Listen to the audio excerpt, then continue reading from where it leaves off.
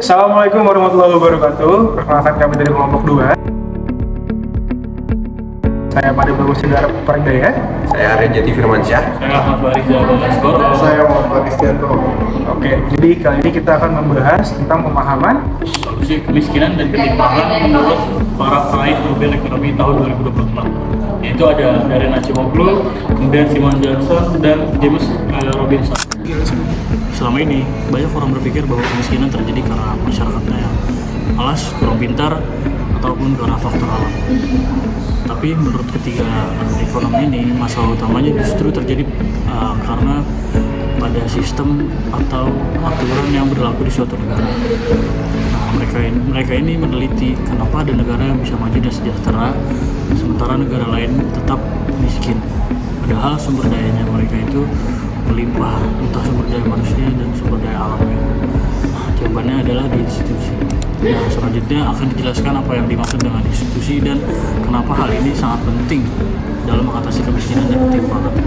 Jadi, menurut Acemoglu dan kawan-kawan, institusi dibagi menjadi dua, yaitu institusi ekstraktif dan institusi inklusif.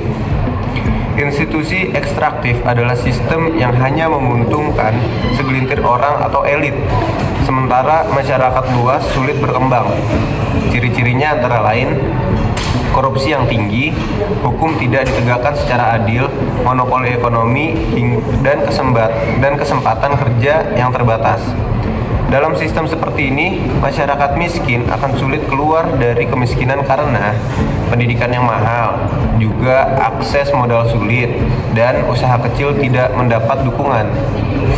Akibatnya, ketimpangan ekonomi semakin lebar dan kekayaan hanya berputar di kelompok tertentu saja. Jadi, kemiskinan bukan karena masyarakat tidak mau bekerja atau berusaha, tapi karena sistemnya tidak memberikan kesempatan yang adil. Berbeda dengan institusi ekstraktif. Jadi institusi inklusif itu justru menjadi solusi untuk utama dalam mengatasi kemiskinan dan ketimpangan. Institusi inklusif adalah sistem yang memberikan kesempatan yang sama bagi semua orang, menegakkan hukum secara adil, serta membuka akses pendidikan, kesehatan, dan pekerjaan. Dalam sistem ini, masyarakat didorong untuk berinovasi, bekerja keras, dan mengembangkan usaha. Ketika rakyat diberi kesempatan yang sama, maka pertumbuhan ekonomi tidak hanya dinikmati oleh kelompok tertentu, tetapi dirasakan oleh seluruh lapisan masyarakat. Menurut para peraih Nobel ini, bantuan sosial memang penting, tetapi tidak cukup jika tidak dibarengi dengan perbaikan sistem. Jadi solusi jangka panjang kemiskinan adalah pembangunan institusi yang inklusif dan berkelanjutan. Selain institusi, Simon Johnson juga menyoroti peran teknologi dalam perekonomian. Teknologi sebenarnya bisa membantu mengurangi kemiskinan, tetapi jika hanya dikuasai oleh segelintir pihak justru bisa memperparah ketimpangan. Oleh karena itu, negara harus berperan dalam pertama mengatur penggunaan teknologi, yang kedua melindungi tenaga kerja, yang ketiga serta mendukung UMKM agar bisa bersaing. Pemikiran ini sangat relevan dengan kondisi Indonesia yang sekarang ini, di mana kesenjangan ekonomi masih cukup tinggi dan akses kesempatan belum merata.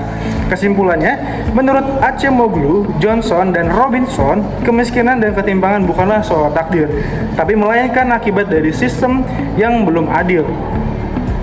Jika institusi diperbaiki dan kebijakan berpihak pada masyarakat luas, maka kemiskinan dan ketimpangan bisa dikurangi secara berkelanjutan. Terima kasih telah menonton video kami. Semoga bermanfaat dan menambah wawasan untuk kalian semua. Terima kasih.